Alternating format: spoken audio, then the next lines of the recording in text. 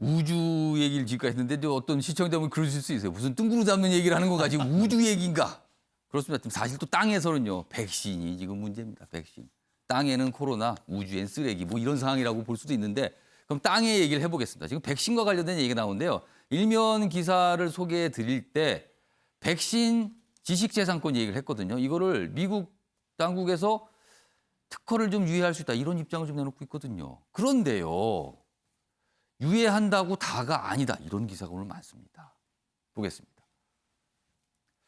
백신 지재권, 지식재산권 풀려도 국내 생산 보급까지는 따져보니까 3년은 걸린다. 빨라도 3년이다. 왜 그런가 하면요. 이렇습니다. 백신 특허 공유만으로는 역부족이다. 제약사와 개발 공정 자체를 협력해야 된다. 그러니까 기술에 문제가 있다는 거죠. 특허만 푼다고 되는 게 아니라 기술을 뭘 알아야지 만들 거 아니냐는 거예요. 그리고 생산시설 짓는 데만 2년 걸린다. 그리고 또 원료 물질 확보도 이것도 문제다. 기술, 생산시설, 원료 특허만 풀린다고 됩니까? 라고 묻고 있는 겁니다. 지금요. 국가별로 또 임상시험을 또 해야 되네요. 그러네요. 또 이거 국가별로. 그러나 장기적으로는 백신 자급에는 도움은 된다.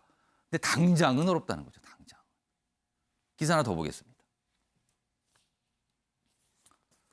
특허 풀려도 복제약을 만들려면 mRNA 기술이 필요한데 그렇군요. 화이자 모더나는 새로운 기술이에요. mRNA. 이게 지금 좋다는 거 아닙니까? 근데 이 기술 있습니까? 라고 묻고 있어요, 지금. 그러니까 특허는 예를 들면 설계도는 구했는데 뭐 기술하고 재료는 있으세요? 이렇게 묻는 겁니다, 지금. 한국 바로 만들 수 있나?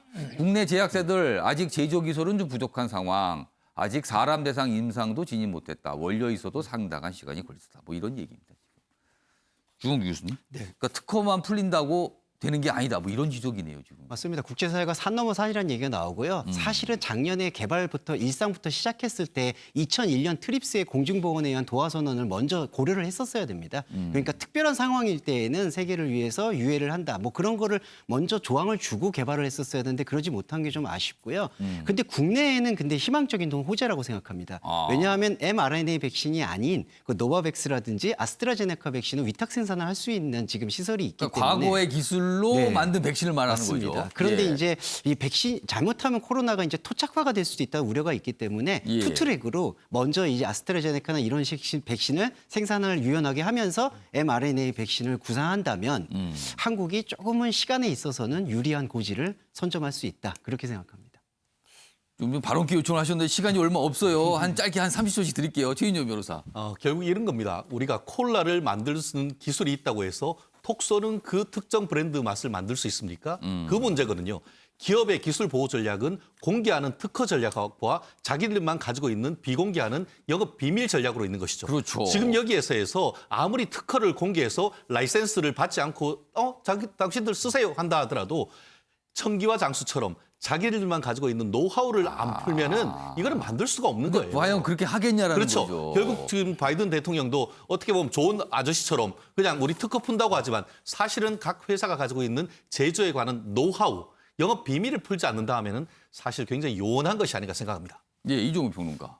저는 다분히 면피성 발언이라고 생각해요. 아, 이게요? 예, 그러니까 백신 관련해서 지금 미국이 너무 백신 이기주의가 심하다라고 지금 국제사회로부터 비판을 많이 받았죠, 지금 받고 지금. 있거든요. 그거를 회피하기 위해서 그야말로 립 서비스 차원에서 하는 얘기지 실효성은 별로 없는 얘기다. 이렇게 생각합니다. 관련 기사 몇 개 내는데요. 다음 기사 하나 더 보겠습니다. 역시 이제 이 특허 문제와 관련된 기사인데요. 사례가 있었대요. 과거에. 백신 지식재산권 면제 다른 사례는 20년 전 에이즈 치료제 복제약 양산에만 4년 걸렸더라. 이른바 복제약이잖아요. 특허가 만료된 약. 그것도 사실은 엄청난 기술이 있어야 만드는 거고 그거를 만들었다고 굉장히 자랑을 하고 막 그러잖아요. 그러니까 이거 만만치 않다는 거죠. 다음 기사 하나 더 보겠습니다. 이 기사는요. 중국 러시아 백신 외교 펼치자 바이든도 백신 리더십을 세우려고 이러는 거다 해석하고 있습니다. 김광학 교수님 어떻게 보세요, 이 부분? 일종의 백신 패권 경쟁이다. 뭐 이렇게 표현할 수도 있을 것 같아요. 그러니까 중국과 러시아가 사실 자국의 백신을 개도국에 주면서 정책 영향력을 받아가는 그런 것들을 했거든요. 그래서 상당히 또 비판을 받았었어요. 그 조건부로 이렇게 예, 한다는 예. 것 자체가.